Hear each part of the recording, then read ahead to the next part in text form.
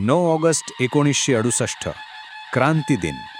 नरे पार्कवर भरलेल्या जाहीर सभेत शिवसेनेच्या भारतीय कामगार सेनेचा चक्रांकित ध्वज फरकला. कामगारांच्या न्याय्य हक्कांसाठी भारतीय कामगार सेनेची स्थापना झाली.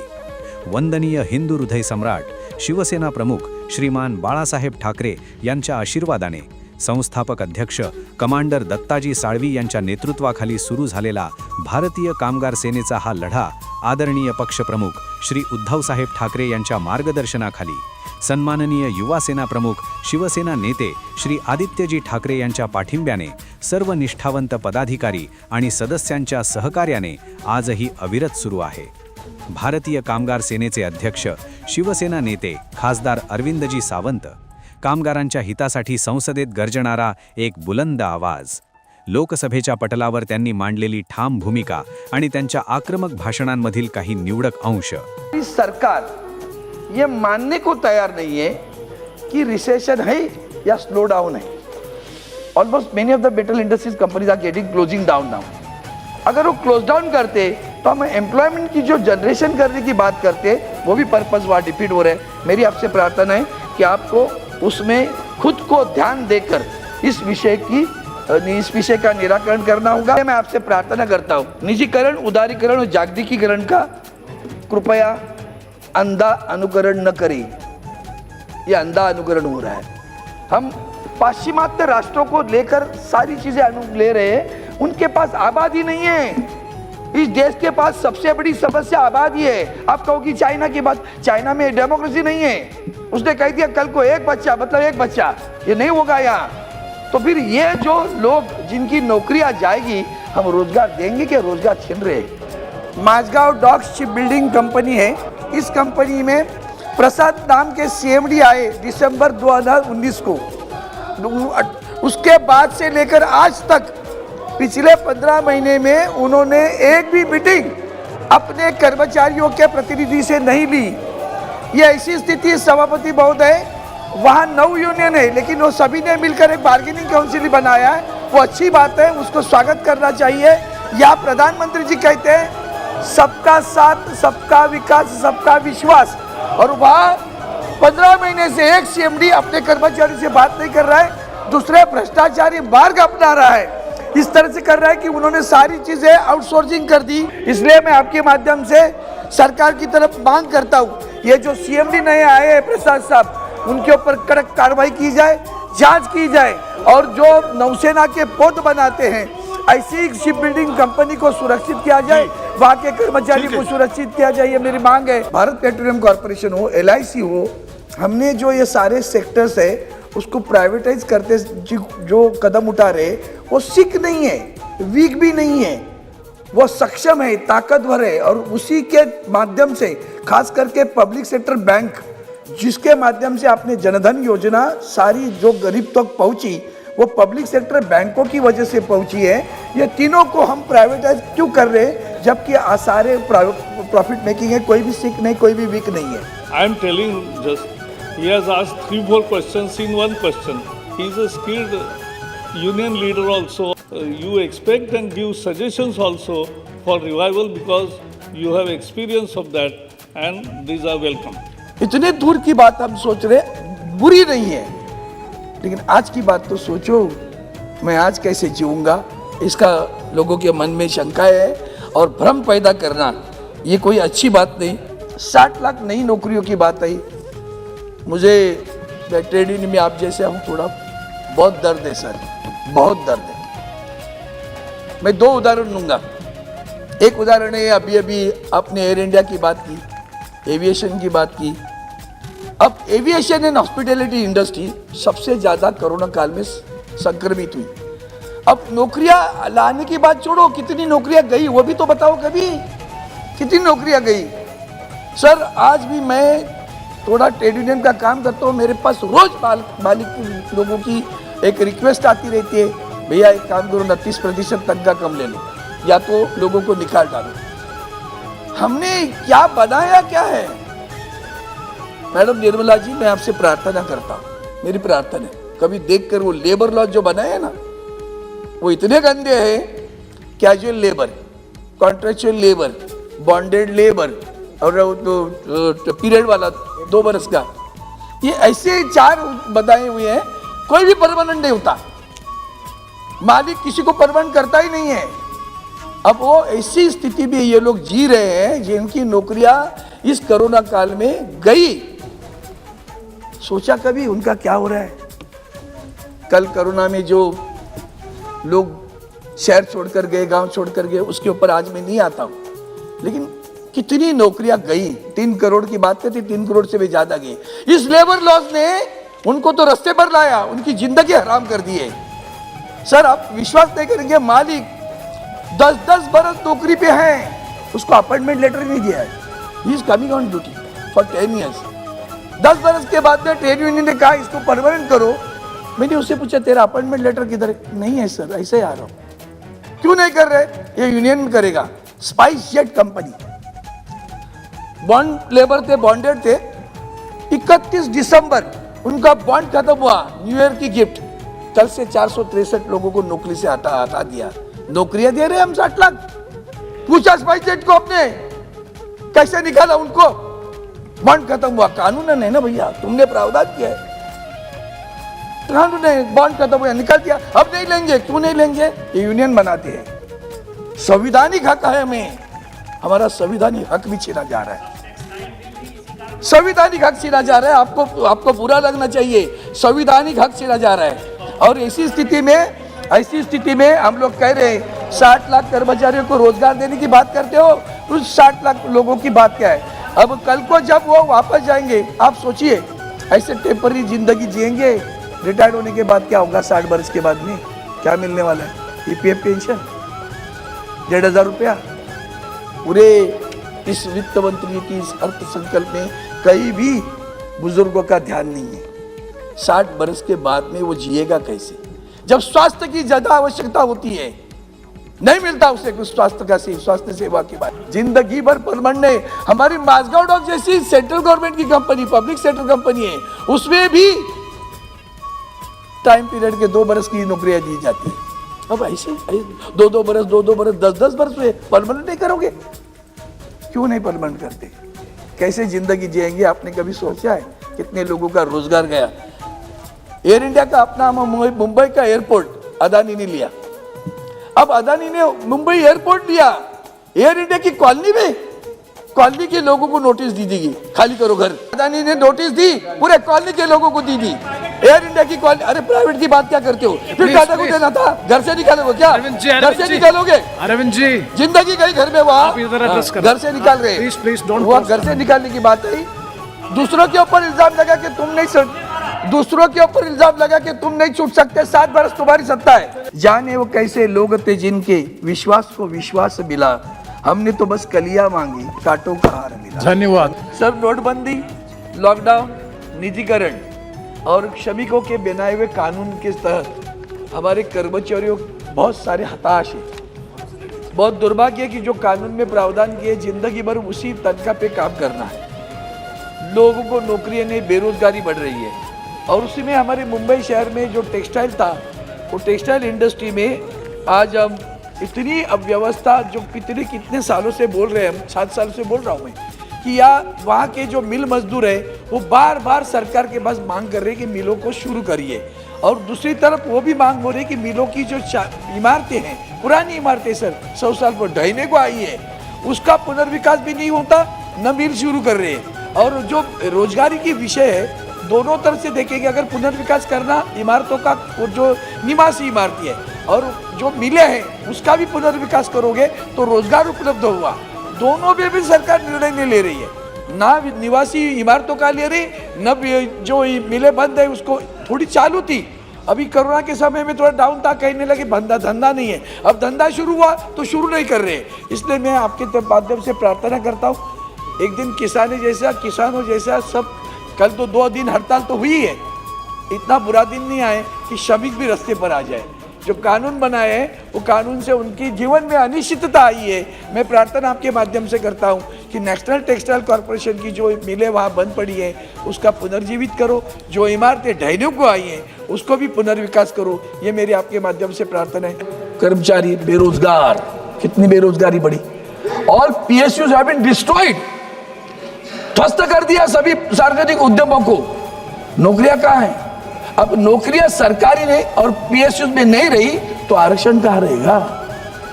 प्राइवेट में सभी कॉन्ट्रैक्टर फिक्स टर्म 2 बरस के लिए नौकरी लगेगी, ये आंकड़ा देंगे, रोजगार हो गया। और एम्प्लॉयड एक्सचेंज को बर्बाद कर दिया।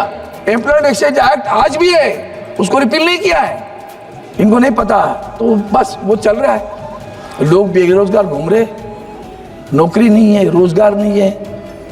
काय का रोजगार है? रोजगार अभी अपने देश से कितने बच्चे बाहर क्यों जा रहे हैं? कभी सोचा इसका? Because there is no job in India, no permanent job. और जॉब है तो भी आप अगर इंजीनियर हो तो उसको कहेंगे 10,000 में काम करो, तो उसकी शिक्षा का क्या होगा? अवमूल्यन हो रहा है सब। कानून ऐसे बनाए, सब कानून बड़े अमीरों के लिए, इंडस्ट्रियलिस्ट के लिए, गरीबों का कोई सुरक्षा नहीं सर। नौकरी की सुरक्षा गई। सभी जगह कॉन्ट्रैक्ट लेबर चल रहे, फिक्स टर्म लेबर चल रहे। कॉन्ट्रैक्ट लेबर है वो बैंक में, वही तो 1.5 लाख से वो बैंक में अगर जाए और कहे मुझे पक्का घर बनाना है, मेरे घर की कीमत गांव की, जा मुंबई शहर की नहीं बात करते, गांव की बात करते, चलो एक 8-10 लाख रुपए लगने वाले, उसको कौन कर्जा देगा? क्या करते हो भाई? नौकरी करता हूँ, कॉन्ट्रैक्ट लेबर हूँ, कॉन्ट्रैक्ट लेबर को कर्जा मिलेगा? कौन देता है? दे दीजिए। सब लेबर को कर्जा मिलेगा।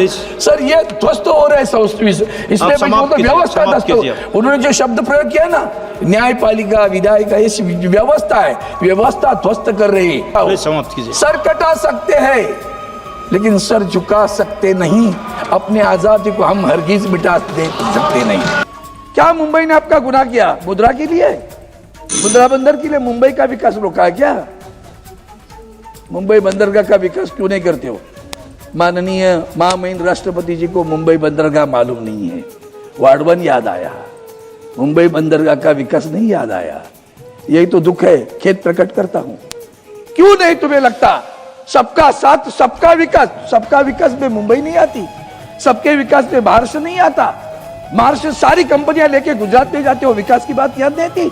छीन के क्यों लेके जाते हो आप? और 10 कारखाने गुजरात में खड़े करो, हमें कोई बुरा नहीं लगेगा, हमारे एक राज्य आगे चलेगा। तो महाराष्ट्र से छीन कर लेके जाते हो।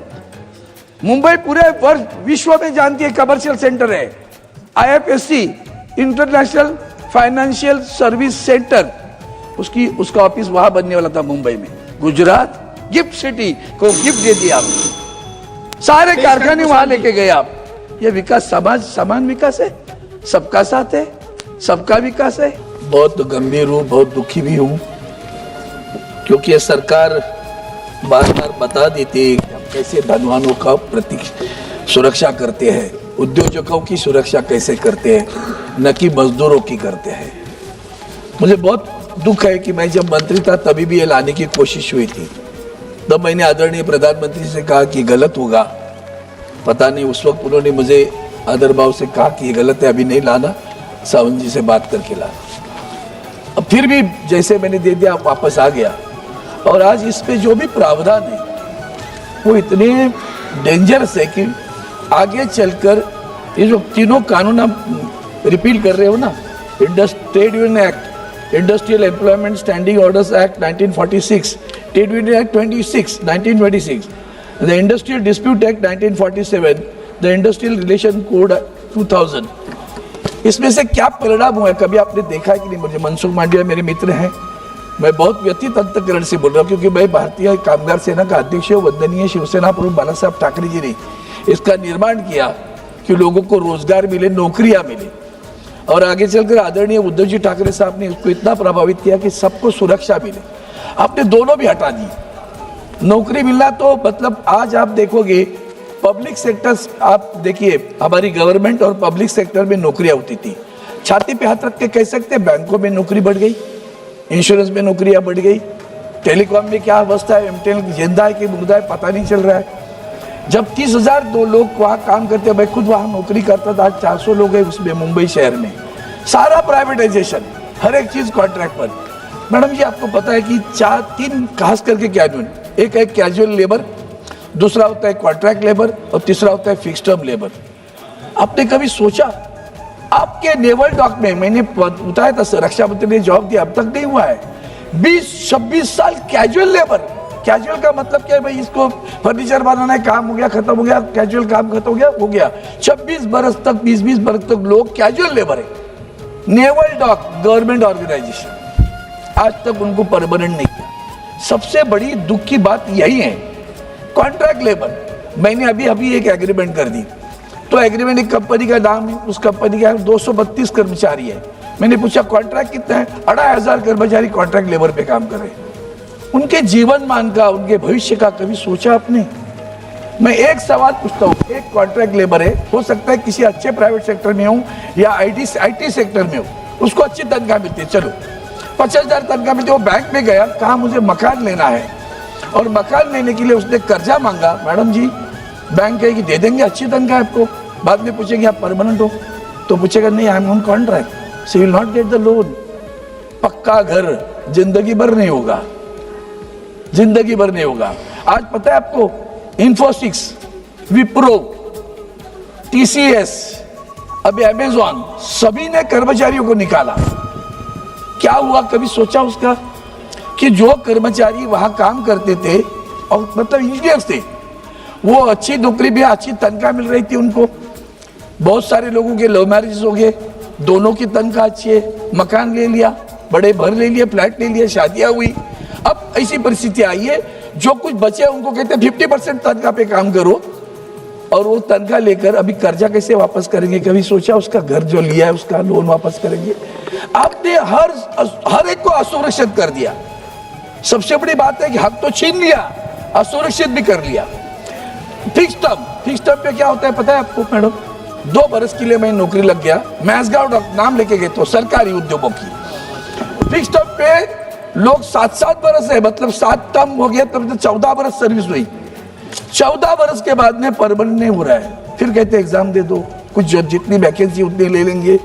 उसके जीवन मान का कभी सो शादी नहीं कर पाता, क्योंकि परमानेंट जॉब नहीं है। पता नहीं कल को बोल देंगे बंद हो गया। ये कौन से तरीके आपने अपनाए हैं कि शाश्वतता ही हमारी जिंदगी से छीन ली आपने। और दूसरी बात ऐसी कि इसके बाद में आपका एसीजेड बहुत प्यारा है आपका बहुत, क्योंकि उद्योजकों को चाहिए ना, वहां तो आपका लेबर लॉज ही लागू नहीं है। हक छाती पे हाथ रख के कहो कि एसीजेड पे ऐसी लेबर लॉज लागू है करके, वहां भी एसीजेड लागू नहीं है, कानून नहीं है। सर सब बड़ी बात ऐसी है कि इतने एक्सिस बैंक 10-10 बरस लोग काम करते हैं, परमानेंट नहीं हो रहे उसी तनख्वाह पे। क्या ग्रोथ है? विकसित का मतलब विकास, तो विकास कैसे होगा? मेरी तनख्वाह 10 बरस उसी तनख्वाह पे काम करता हूं मैं, बढ़ने के लिए एग्रीमेंट नहीं, लेबर लॉज नहीं, ट्रेड यूनियन एक्ट से ट्रेड यूनियन नहीं बना सकते, यूनियन से निगोशिएट नहीं कर सकते। यूनियन बात कर रही गई तो कहते अब तो आप तो हमारे एम्प्लॉयज नहीं है, आप वेंडर से बात करो। वेंडर कहता मैं देने के लिए तैयार हूं, लेकिन मुझे बैंक नहीं देती है। क्या करे बताओ आप? आपने क्या कर दिया? कल तक किसी कारखाने को 100 अगर कर्मचारी हो, अगर उसको बंद करना है तो सरकार की अनुमति लेनी पड़ती थी। आपने क्या किया? 300 होंगे तो कर देंगे, मतलब 299 कर्मचारी है किसी कारखाने में और उसको बंद करना है उद्यमों, तो आपकी परमिशन की भी जरूरत नहीं, गए रास्ते पे। कभी तो सोचो कि जेट एयरवेज के एम्प्लॉयज का क्या हुआ होगा, किंगफिशर के एम्प्लॉयज का क्या हुआ होगा, नोकिया के एम्प्लॉयज का क्या हुआ होगा, जो बंद हुई उनका क्या हो गया? 40 बरस के उम्र में उनको नौकरियां कहाँ लगेगी? आपने ईसीआईसी को प्राइवेट करने का सोचा है, ईएसआईसी को भी। वो एम्प्लॉय स्टेट इंश्योरेंस स्कीम के अंतर्गत प्राइवेट करोगे, कहाँ से पैसा देगा? एक दूसरी चीज है, 100 लोगों की अभी 1-2 मिनट में कहता हूं, स्ट्राइक नोटिस देने के लिए भी आपने ये कर दिया कि नोटिस 60 दिन के पहले देनी है। अरे भैया ऐसे नहीं होता, जब जुल्म होता है तो रिएक्शन होती है।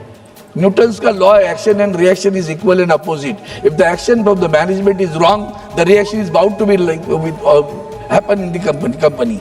आपने नहीं सोचा ये, और इसलिए मैं आपसे इतना ही कहता हूँ कि रजिस्ट्रेशन ऑफ ट्रेड यूनियन, ये जो सारा ओसीएस अपने ईएसआईसी का प्राइवेटाइजेशन करने का सोचा है, अगर सोचोगे तो मुझे लगता है ये जो कानून आपने लाया है पूरा, तो इसको रिपील मत करो, आपके कानून को रिपील करो।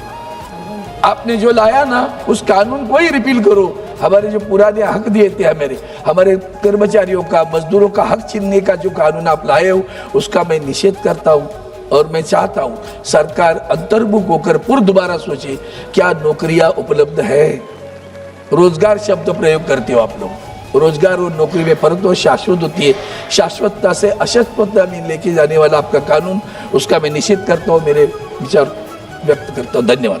पक्ष आपला ठाकरे.